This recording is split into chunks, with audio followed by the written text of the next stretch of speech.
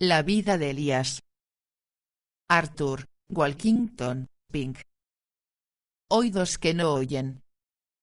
Y aconteció al mediodía, que Elías se burlaba de ellos, diciendo, gritad en alta voz, que Dios es, quizá está conversando, o tiene algún empeño, o va de camino, acaso duerme, y despertará. Primer libro de Reyes 18, 27. Hora tras hora, los profetas de Baal hablan llamado a su Dios para que demostrara su existencia haciendo descender fuego del cielo que consumiera el sacrificio que habían colocado sobre el altar, pero tic en vano, no había voz, ni quien respondiese ni escuchase. Y ahora, el silencio fue roto por la voz del siervo del Señor que hacía escarnio. Sus esfuerzos absurdos y sin fruto bien merecían este sarcasmo mordaz. El sarcasmo es una arma peligrosa de emplear, pero su uso está plenamente justificado para exponer las pretensiones ridículas del error, y es, a menudo, muy eficaz para convencer a los hombres de lo disparatado e irrazonable de sus caminos. El pueblo de Israel merecía que Elías mostrara su menosprecio hacia aquellos que procuraban engañarles. Y aconteció al mediodía,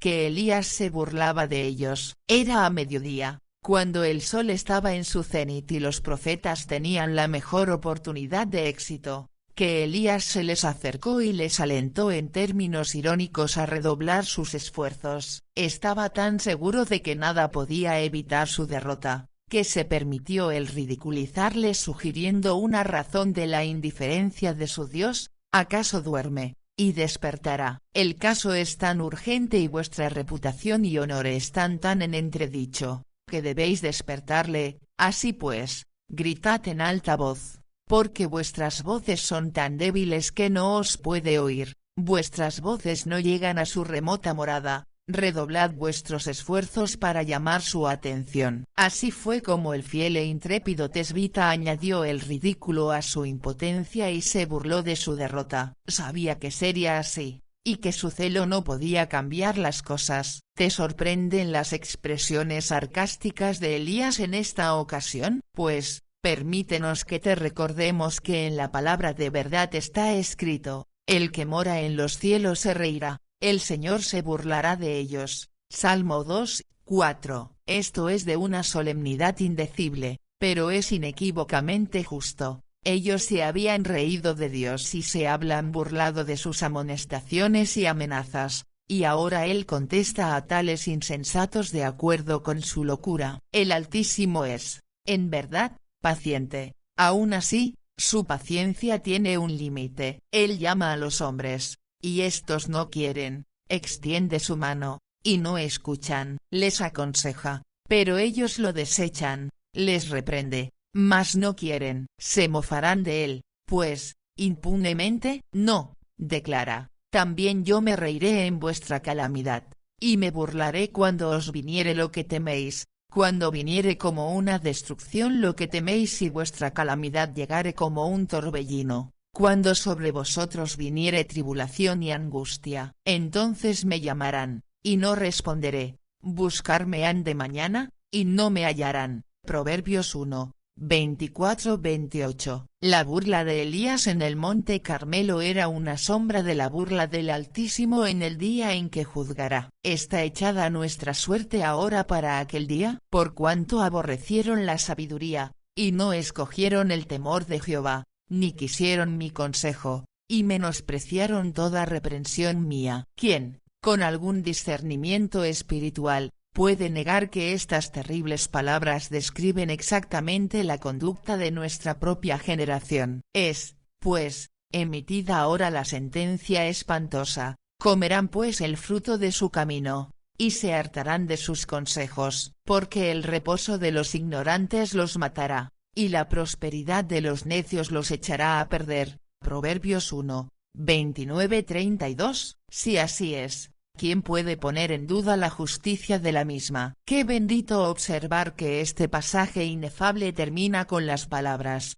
mas el que me oyere, habitará confiadamente, y vivirá reposado, sin temor de mal. Esta es una promesa preciosa a la que la fe puede asirse, podemos clamar al Señor y esperar contestación, porque nuestro Dios no es sordo o impotente como Baal. Era de esperar que aquellos sacerdotes de Baal hubieran percibido que Elías se estaba burlando de ellos al lacerarlos con ironía tan cortante, porque, ¿qué clase de Dios era el que correspondía a la descripción del profeta? Sin embargo, tan infatuados estaban y tan estúpidos eran esos devotos de Baal, que no parecen haber entendido el giro de sus palabras sino que, más bien, consideraron que contenían sano consejo. Por consiguiente, aumentaron su ahínco, y usando los recursos más bárbaros, se esforzaron en enternecer a su Dios con la sangre que derramaban por amor a él y por su celo en su servicio,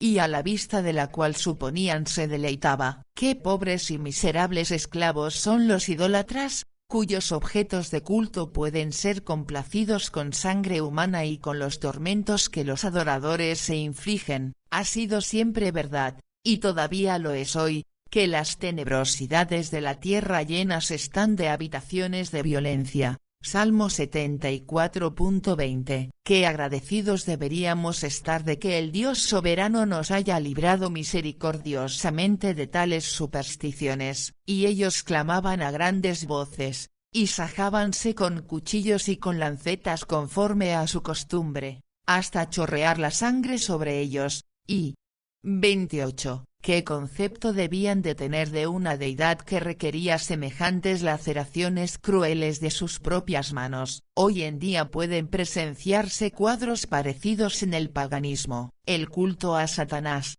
tanto en la observancia de la idolatría como en la práctica de la inmoralidad, al mismo tiempo que promete indulgencia a los apetitos de los hombres, es cruel a sus personas y tiende a atormentarles en este mundo. Jehová mandó a sus adoradores de modo explícito: no os sajaréis. Deuteronomio 14:1. Es cierto que demanda que mortifiquemos nuestras corrupciones, pero la crueldad corporal no le proporciona ningún placer. Él desea solo nuestra felicidad, y nunca requiere nada que no tenga una influencia directa en hacernos más santos, para que seamos más felices también, por cuanto no puede haber verdadera felicidad sin verdadera santidad. Y como pasó el mediodía, y ellos profetizaran hasta el tiempo del sacrificio del presente, y no había voz, ni quien respondiese ni escuchase. Versículo 29. Así, pues, continuaron orando y profetizando, cantando y danzando, hiriéndose y sangrando, hasta las 3 de la tarde, hora en que se ofrecía el sacrificio en el templo de Jerusalén. Estuvieron importunando a su Dios durante 6 horas sin interrupción. Mas todos los esfuerzos y súplicas de los profetas de Baal fueron inútiles. El fuego que consumiera el sacrificio no llegó. Indudablemente, los extremos a los que habían llegado eran suficientes para provocar la compasión de cualquier deidad, y el hecho de que los cielos permanecieran en silencio, no demostraba al pueblo que la religión de Baal y su culto eran un engaño y una ilusión. No había voz, ni quien respondiese ni escuchase. ¿De qué modo más claro quedaba al descubierto la impotencia de los dioses falsos? Son criaturas sin poder, incapaces de ayudar a sus fieles a la hora de la necesidad.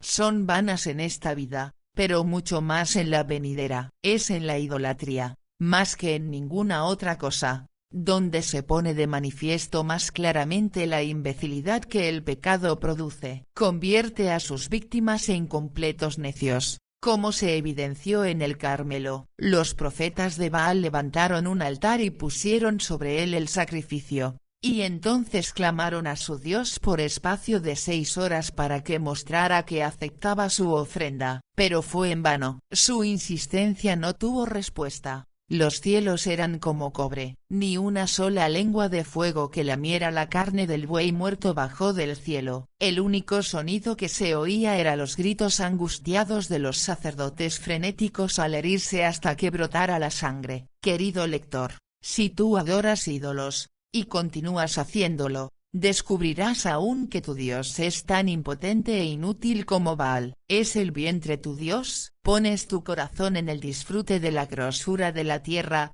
y vives para comer y beber, En vez de comer y beber para vivir, gime tu mesa bajo el peso de los bocados exquisitos de este mundo, mientras tantos carecen de lo más necesario, pues, sabe que si persistes en tu impiedad y desatino, la hora viene cuando descubrirás la locura de tal proceder. ¿Es el placer tu Dios? Pones tu corazón en el torbellino incesante de la algazara, y corres de un espectáculo al otro, gastando todo tu tiempo y tu dinero en las funciones deslumbrantes de la feria de la vanidad. ¿Son tus horas de recreo una sucesión continua de excitación y broma? Pues, sabe que si persistes en esta locura e impiedad, la hora viene cuando gustarás las heces amargas que reposan en el fondo de semejante copa. ¿Es Mamón tu Dios? Pones tu corazón en las riquezas materiales, y todas tus energías en obtener lo que imaginas que va a darte poder sobre los hombres,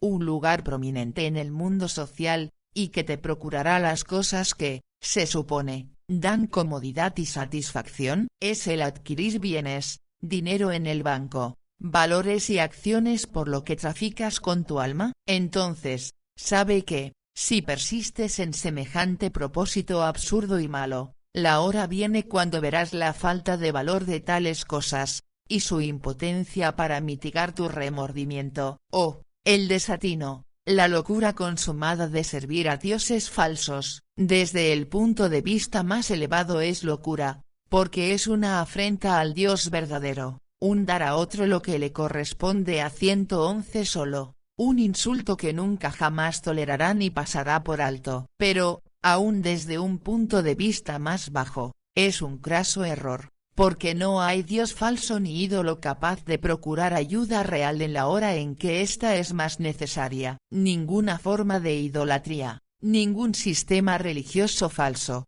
ningún Dios sino el verdadero, puede responder de modo milagroso a la oración, proporcionar evidencia satisfactoria de que el pecado es borrado, ni dar el Espíritu Santo, quien, como el fuego, ilumina el entendimiento, da calor al corazón y limpia el alma. Un Dios falso no pudo enviar fuego sobre el monte Carmelo, ni tampoco puede hacerlo hoy. Así pues, vuélvete al Dios verdadero, lector, mientras es tiempo. Antes de seguir adelante, hay otro punto que debe mencionarse en cuanto a lo que está ante nosotros. Un punto que contiene una lección importante para la presente generación superficial. Permítasenos decirlo de la forma siguiente: el celo y el entusiasmo, por grandes que sean, no son pruebas de que la causa a la que se dedican sea verdadera y buena. Hay una clase muy numerosa de gentes de mente superficial que deducen que desplegar celo religioso y fervor es una señal real de espiritualidad,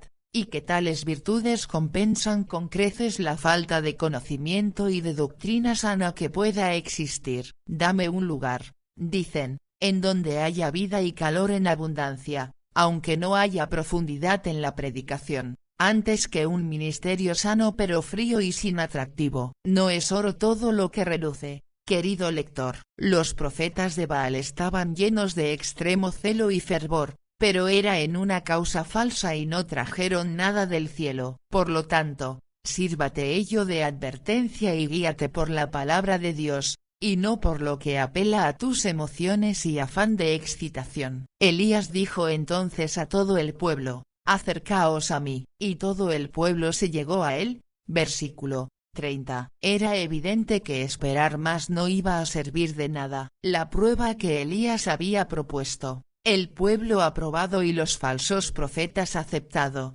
demostraba de modo convincente que Baal no tenía derecho a llamarse verdadero Dios. Al siervo de Jehová le había llegado la hora de actuar. Era extraordinaria la manera en que se contuvo a lo largo de las 6 horas durante las cuales había permitido que sus adversarios ocuparan la palestra. Solo una vez rompió el silencio para estimularles a aumentar sus esfuerzos. Pero llegado el momento oportuno, se dirigió al pueblo, pidiéndoles que se le acercaran para que pudieran observar mejor sus acciones. Respondieron enseguida, sin duda con curiosidad de ver lo que habla, y con deseos de saber si su llamada al cielo sería más fructífera que la de los profetas de Baal. Y él reparó el altar de Jehová que estaba arruinado. Versículo 30. Tomad nota de su primer acto, que estaba destinado a hablar al corazón de aquellos israelitas. Alguien ha señalado que Elías, en el Carmelo, hizo un triple llamamiento al pueblo. Primero, habla apelado a sus conciencias, al preguntarles: ¿hasta cuándo claudicaréis vosotros entre dos pensamientos? Si Jehová es Dios, seguidle, y si Baal, id en pos de él. Versículo 21. Segundo, habla apelado a su razón, al proponer que se hiciera una prueba entre los profetas de Baal y él para que el Dios que respondiere por fuego, ese sea Dios. Versículo 24. Y entonces, cuando reparó el altar de Jehová, apeló a sus corazones. En esto dio un ejemplo admirable a seguir por los siervos de Dios de todos los tiempos. El ministro de Cristo debería hablar a la conciencia, el entendimiento y los afectos de los oyentes, por cuanto sólo así puede ser presentada la verdad de modo adecuado, y sólo así puede llegarse a las facultades principales de los hombres y esperarse de ellos una decisión definitiva por el Señor.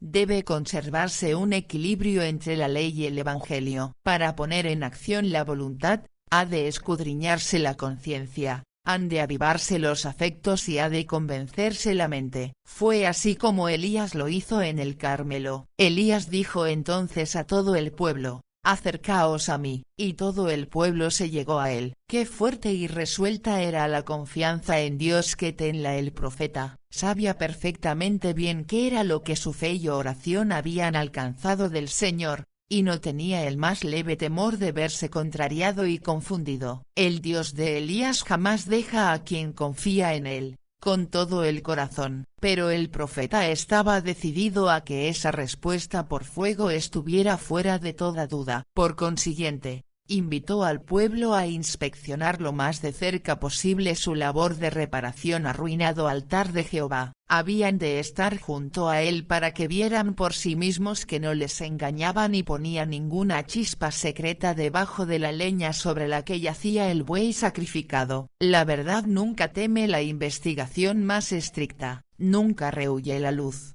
sino que la solicita. Son el obrador de maldad y sus emisarios los que aman las tinieblas y el lugar secreto y obran bajo la capa del misticismo. Y él reparó el altar de Jehová que estaba arruinado. Versículo 30. Hay aquí mucho más contenido del que se ve a primera vista. El lenguaje de Elías en 19:10 arroja luz sobre este pasaje. Los hijos de Israel han dejado tu alianza, han derribado tus altares. Según la ley mosaica, habla solo un altar sobre el que pudiera ofrecerse sacrificios, y este estaba en donde el Señor había fijado su residencia peculiar desde los días de Salomón, es decir, en Jerusalén. Pero, antes de que se levantara el tabernáculo, podían ofrecerse sacrificios en todos los lugares. Y en la dispensación previa se construyeron altares dondequiera que los patriarcas permanecieron por algún espacio de tiempo,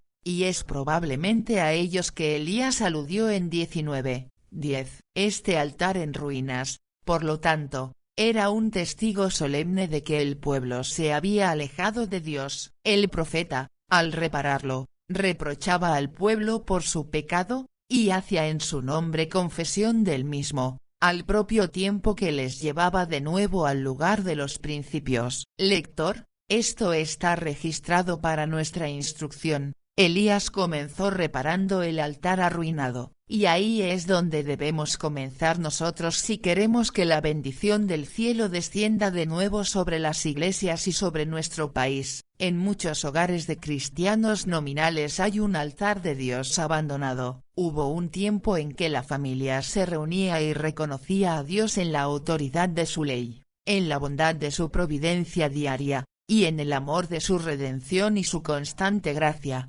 Empero el sonido de la adoración unida no se oye ya elevarse de ese hogar. La prosperidad, la mundanalidad y el placer han acallado los acentos de la devoción. El altar ha caído, la sombra tenebrosa del pecado descansa sobre esta casa, y no puede haber acercamiento a Dios entre tanto que el pecado no es confesado. Los que encubren sus pecados no pueden prosperar. Proverbios 28:13. Ha de confesarse el pecado antes de que Dios pueda responder con fuego santo, y ha de confesarse de hecho así como de palabra. El altar ha de ser levantado de nuevo. El cristiano ha de volver al lugar de antes. Véase Génesis 13:14, Apocalipsis 2:4 y 5.